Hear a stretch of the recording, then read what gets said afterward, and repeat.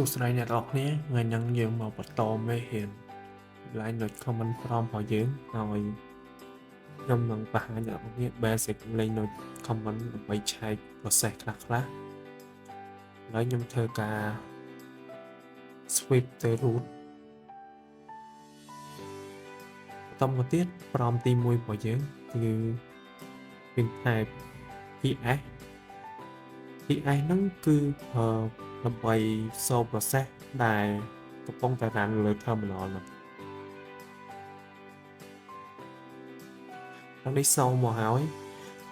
process មួយហ្នឹងគេមាន PID ហើយ PID ហ្នឹងគឺជា process ID យើងត្រូវការ PID ដើម្បីយើងគ្រប់គ្រងដើម្បីបញ្ឈប់ process អីចឹងតមកទៀតយើងប្រើ command ps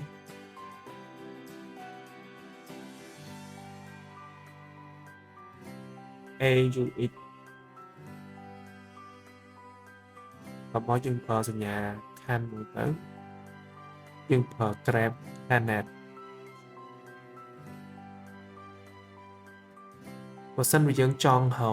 specific process យើងត្រូវការប្រើ ps aux ជាមួយនឹង goep ហ្នឹងកំប៉ុនហ្នឹងគឺវា solve process ដែលវាតាក់ទងជាមួយ canet វាមានប្រយោជន៍នៅពេលដែលយើងចង់ឆែកថា service យើងហ្នឹងវាកំពុងដំណើរការអត់បន្តមកទៀត command មួយទៀត top command top នេះដើម្បីឃើញការប្រើប្រាស់របស់ CPU ដូចជា memory ឬក៏ process ដែលកំពុងតែ run ហើយដើម្បី exit ចេញពី terminal នឹងបានយើង press លើ keyboard Q បន្ទាប់ពី exit ហើយខ្ញុំធ្វើការប្រើ command prompt មួយទៀត command បើសិនជា process ហ្នឹងវាអត់ response យើងអាចបញ្ឈប់វាបានដោយប្រើ kill យើងប្រើ command kill ហ្នឹងគឺដើម្បីបញ្ឈប់ process ឧបមាថា kill PID ហ្នឹងយើងអាចទៅសេ PID អញ្ចឹងបានទេយើងគ្រាន់តែ kill ហើយយើងមើលទៅលើ row របស់ PID ហ្នឹងថាយើងចង់បញ្ឈប់ process មួយណាអញ្ចឹងបើសិនជាបងប្អូនចង់បញ្ឈប់ process មួយណាគ្រាន់តែ add kill ហើយលេខ ID ហ្នឹងទៅវានឹងបញ្ឈប់ process នៅ row មួយហ្នឹង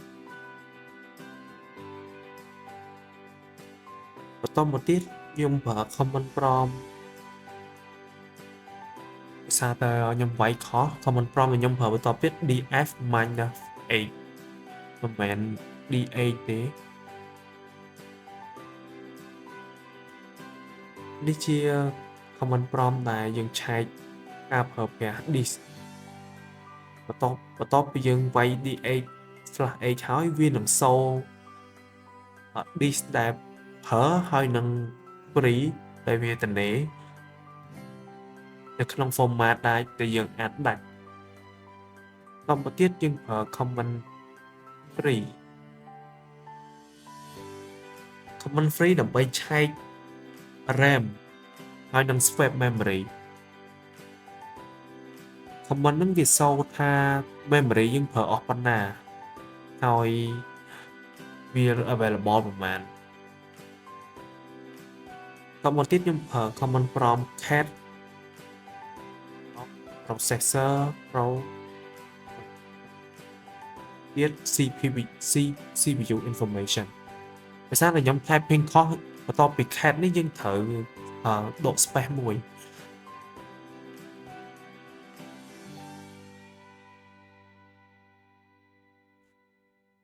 processor CPU information តមកទៀតវានឹងសូ detail ពី processor ហ្នឹងតមកទៀតយើងឆែក command prompt មួយទៀត mi ដើម្បីថាដឹងថា currently ហ្នឹងយើងនៅក្នុង root ឬក៏នៅក្នុង user ហើយចុងក្រោយយើងរៀនពី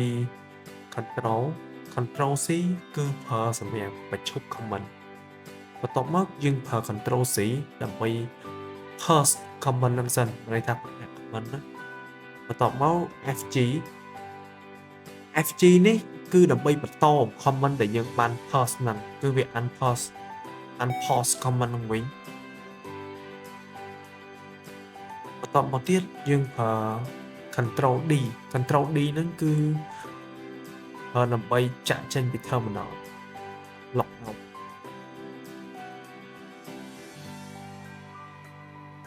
នេះខ្ញុំធ្វើការសរសេរឲ្យអ្នកនរគ្នាយើងមាន control C ដើម្បីបញ្ឈប់ comment បន្ទាប់មកយើងមាន control C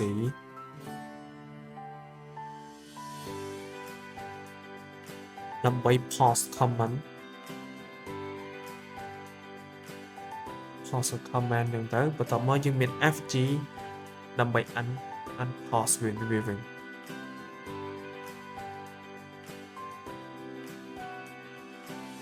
and last but not least យើងមាន control D ដើម្បីចាក់ចេញពី terminal អរគុណអ្នកទាំងអស់គ្នាមានតែ